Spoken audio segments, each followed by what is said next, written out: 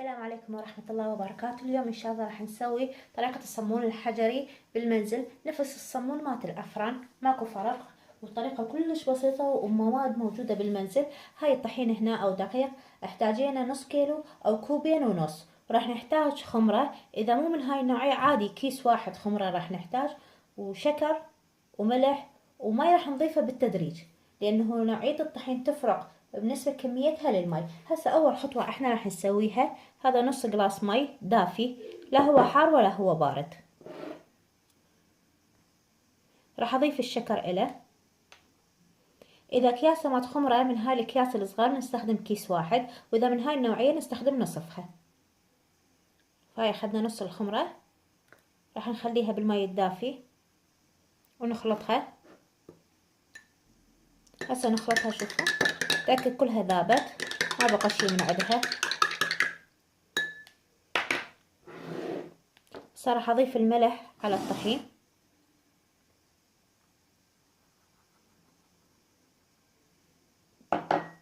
راح أضيف الخمرة والشكر والماء الدافي، وأبدي أعجن. راح أقولكم إيش قد احتاجيت ماء. هاي شكل العجينة بعد ما عجناه، شوفوها لا لينة حيل ولا قوية. أنا احتاجيت لهاي الكمية مالت الطحين احتاجيت جلاصين ماي. باعوا نصيحة لا تضيفون ماي كله، ضيفوه بصورة تدريجية. جوز تحتاجون جلاص ونص، جوز أكثر من جلاصين، ضيفوه شوي شوي إلى تحصلون هذا القوام من العجينة كلش كافي. هسه هاي يعني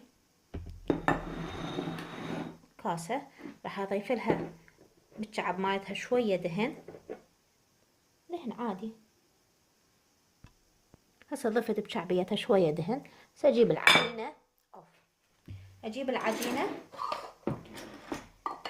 أخليها وأتركها تتخمر ثلث ساعة.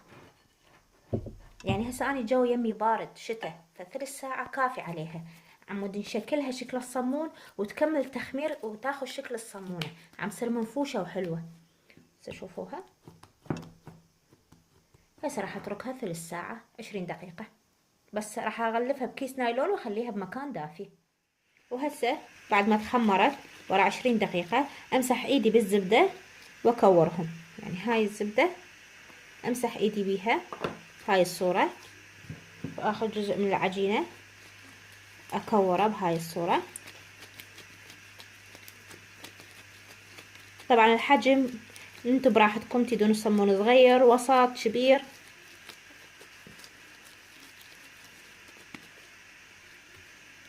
وهمين أرجع أمسح إيدي وأسوي آخر قطعة. الطحين وهاي راح نفتحها. طريقة الفتح كلش بسيطة وسهلة، باعوا بهالصورة. الأطراف نمشيها عمود نحصل على شكل الصمونة، نمسح الطحين الزايد من عندها ونبدي نفتحها. كلش بسيطة، شوفوا هي شوية شوية راح تبدي تكبر ويانا.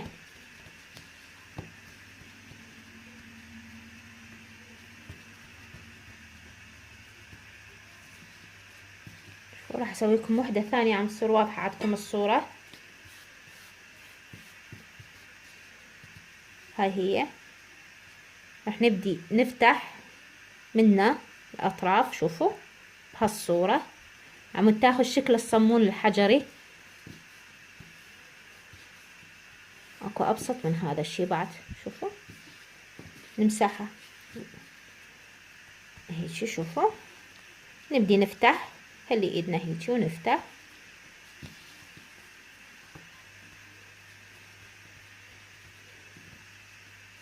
شوفوا كلش بسيطة. احنا راشين طحين عمود نقدر نشيل العجينة بسهولة. شوفوا هسه راح اكمل الكمية وراها اراويكم. شوي قليل من الطحين، قليل من دبس التمر، قليل من الماء، راح نخلطهم عم نمسح بيها وجه الصمون عم يصير يلمع وحلو. بس هذا قليل من الطحين،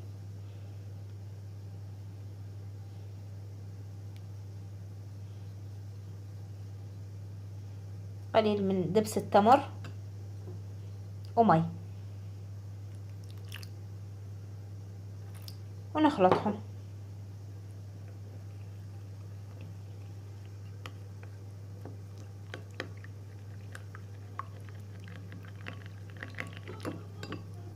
هسه بعد ما تركناهم ساعة ونص يتخمرون، افتح الفرن من الاعلى والاسفل على درجة حرارة، اعلى درجة حرارة موجودة بالفرن.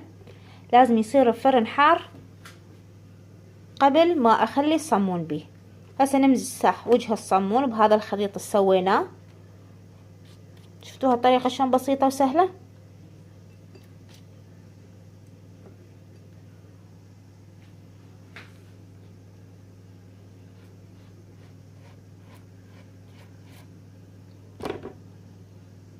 هذا راح ينطيها لمعة حلوة.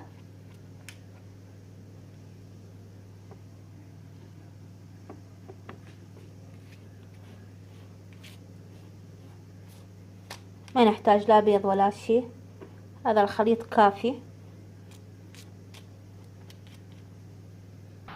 هسه أنا فاتحة الفرن بس من الأسفل ويا مروحة فاتحة على أعلى درجة حرارة بالفرن. بس نسيت أقول لكم شي، من أفتح الصمون وأخليه عم يتخمر الساعة ونص أخليه على هذا ورق الزبدة على نفس هالصينيات اللي راح أدخل بيها بالفرن. مستوى من الأسفل راح أفتح عليه الحرارة من فوق عمدي يشقر ويصير شكله حلو ذهبي لونه. ولا تنسون الاشتراك بالقناة وتفعيل الجرس ليصلكم جديدنا، وخلونا لايك.